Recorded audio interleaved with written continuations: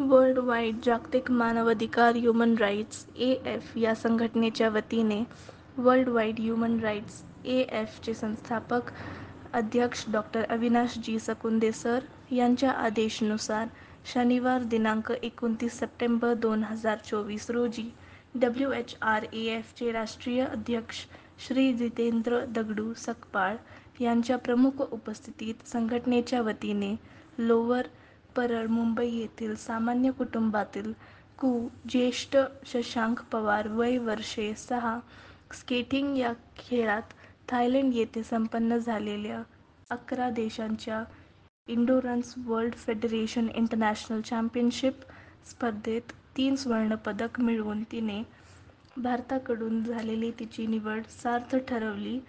Skating स्पर्धेच्या 0.20, 1.0, 2.0 minute अशा तीनही प्रकारात सर्वोत्तम कामगिरी करून भारताला 3 सुवर्ण पदके मिळवून दिली व भारत देशाची शान राखली.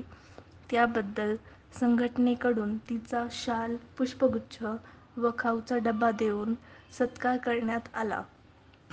त्याप्रसंगी ज्येष्ठ चे आई-वडील श्री व सौ शशांक पवार, WHRAF चे महाराष्ट्र सचिव सौ ज्योतीताई भोसले, मुंबई महासचिव सौ प्रमिला अडसूळ, मुंबई सचिव श्री महेश आंब्रे, श्री नंदकुमार बागवे, श्री साई गोपाळ चिलका, अध्यक्ष मीरा भाईंदर, श्री स्टीवन कार्डोझा, मीरा भाईंदर युवा सेनेचे श्री मोरेश्वर कुंटळे, हिंदुस्थान माथाडी कामगार सेनेचे मुंबई सचिव श्री लितेश केरकर, श्री प्रदीप अडसूळ व इतर पदाधिकारी उपस्थित होते.